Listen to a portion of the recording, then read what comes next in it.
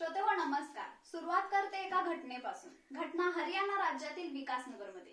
श्रोतेहो 16वं वर्ष म्हणजे शिक्षणाचं खेळण्या बागडण्याचं वर्ष. आणि असंच या 16व्या वर्षी महत्वाकांक्षी स्वप्न घेऊन त्या स्वप्नांना पूर्ण करण्यासाठी धडपडणारी एक मुलगी.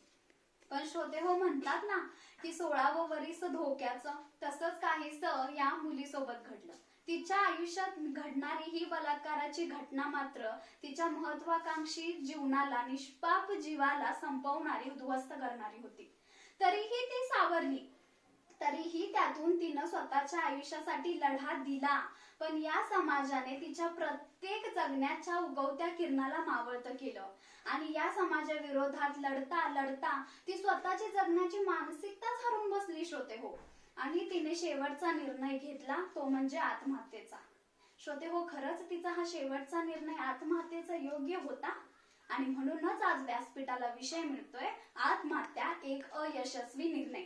सन्माननीय व्यासपीठ, आदरणीय गुरुवर्य आणि इथे जमलेले माझे छोटे मोठे वक्ते आणि श्रोते हो, मी कुमारी शीतल संजय वनकडे, विलिंगडन महाविद्यालय सांगलीची विद्यार्थिनी, आज व्यासपीठावर विषय चिंतन करते, आत्महत्या अयशस्वी निर्णय. श्रोते हो, आयुष्याची संज्ञा तयार करण्याचं माझं हे कोडं आज तागाही सुटलेलं नाहीये.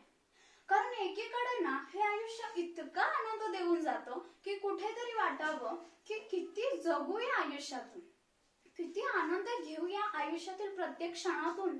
आणि दुसरीकडे मात्र ना हे आयुष्य इतक्या मोठ्या दुःखाच्या दरीत इतक्या वेगाने धक्का देतो ना, तेव्हा मात्र हे आयुष्य नको नकोसं वाटायला लागतं, कंटाळवाणं वाटायला लागतं.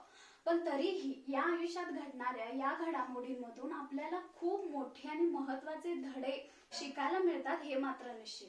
श्रोते हो, आपल्या आयुष्यामध्ये गोड कडू, चांगले वाईट, नैतिक अनैतिक, स्मरणीय अविस्मरणीय अशा अनेक अनुभवांशी ना गाठभेट घालून देत हे आयुष्य. श्रोते हो, असं म्हटलं जातं की जान है तो जहान है. आणि हे खरंच आहे. कारण जोपर्यंत आपल्या शरीरामध्ये प्राण आहे ना, तोपर्यंत आपण आपल्या आयुष्यामध्ये निर्माण होणाऱ्या प्रत्येक संकटांचा सामना करू शकतो. आणि आपण या जगात आहे तोपर्यंत संकट असणारच आहेत, आणि आपण या जगातून निघून गेल्यावर सुद्धा संकट या जगात असणारच आहेत. त्यामुळे आपण स्वतःचा जीव देण्यापेक्षा त्या संकटांनाच तोंड देऊया ना. मग प्रत्येक प्रश्नाचं उत्तर आपल्याला नक्कीच मिळणार आहे.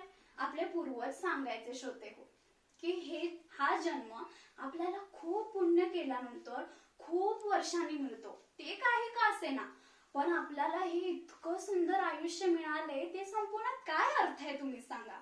श्रोते हो, अशी वेगवेगळी वाईट परिस्थिती निर्माण होईल आयुष्यामध्ये, अनेक रंगीबेरंगी प्रसंग निर्माण होतील. पण त्या अनेक वेगवेगळ्या परिस्थितीला अनेक कलरफुल रोल आपल्याला प्ले करायचे. आणि आयुष्य नावाच्या या चित्रपटाला फ्लॉप न करता हिट कसं करता येईल ना, यासाठी आपल्याला प्रयत्नशील राहायचं आहे. श्रोते हो, हे विचार ना खूप मोठमोठ्या माणसांना माहित होते, पण त्यांना हे रुचले नाहीत, पचले नाहीत का, हे विचार त्यांना त्यांच्या आयुष्यात लागूच करता आले नाहीत, काय माहित. कारण आपल्या सगळ्यांना माहिती आहे की सुप्रसिद्ध अभिनेते सुशांत सिंग राजपूत, जिया खान, नामांकित सामाजिक कार्यकर्त्या डॉक्टर शीतल आमटे यांनी किती मोठं आणि किती अनपेक्षित असं पाऊल उचललं. श्रोते हो, आपल्या समाजामध्ये निर्माण होणारी आत्महत्येची खूप कारण आहेत. त्यातलं सगळ्यात पहिलं आणि मोठं कारण म्हणजे ताणतणाव, नैराश्य निर्माण होणं. श्रोते हो, हे स्पर्धेचं युग आहे. खूप मोठी भयानक स्पर्धा आहे या आयुष्यात. आणि हे स्पर्धेचं युग आहे, तर नक्कीच आपल्याला कष्ट हे करावेच लागणार, सगळ्यांना कष्ट करावे लागणार. पण एखाद्या व्यक्तीला एखादी गोष्ट जर सफल झाली नाही तर ती व्यक्ती तिच्या आयुष्यात नैराश्य निर्माण होतं. आणि त्या नैराश्याचा अंतिम टप्पा म्हणजे आत्महत्येचं मोठं पाऊल उचललं जातं. आपल्याला माहितीये की कमी उत्पन्न आल्यामुळे किती मोठ्या संख्येने शेतकऱ्यांनी आत्महत्या केली आणि आपल्या कुटुंबाला अधांतरी सोडून गेले. श्रोते हो, आपल्या समाजामध्ये कितीतरी प्रेम प्रकरणांमध्ये, एकतर्फी प्रेमामध्ये अपयश आल्यामुळे आत्महत्या तरुण पिढीकडून केली जाते. हा भावनिक बुद्धीचा अभाव.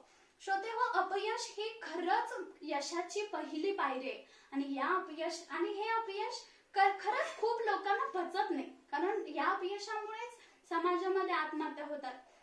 10वी 12वीची मुलं सुद्धा, इतकी छोटी छोटी मुलं अपयश आल्यामुळे 10वी-12वीला कमी मार्क मिळाल्यामुळे नापास झाल्यामुळे आत्महत्या करतात.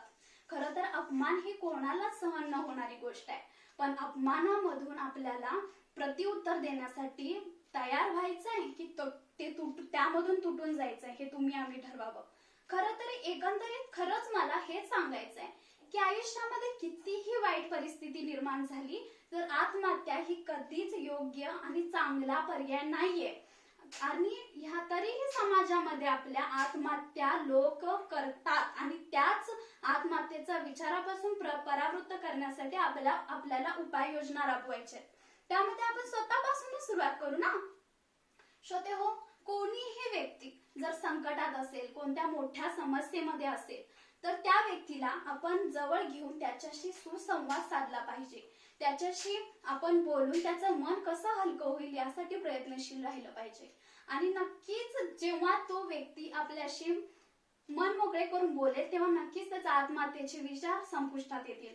नंतर जर आपल्याला खरंच त्याचे दुःख किंवा त्याच्या भावना आपल्याला कमी करता आल्या नाहीत तर आपण त्याला नक्कीच मानसोपचार तज्ञांकडे घेऊन जाण्याची जबाबदारीची भूमिका आपण पार पाडली पाहिजे. श्रोते हो, आपण मानसिक आणि शारीरिक दोन्ही दृष्टीने आपण सक्षम राहिलं पाहिजे आणि त्यासाठी नियमित आपल्याला प्राणायाम केला पाहिजे.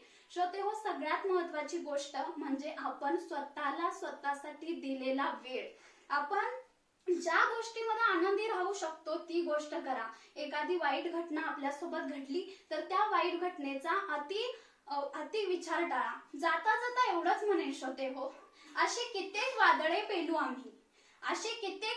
पेलू आम्ही तितका आमच्यात आत्मविश्वास आहे. शाहू फुले आंबेडकरांचे विचार आमचे पाठीचा कणा अजूनही ताट आहे. जाऊन सांगा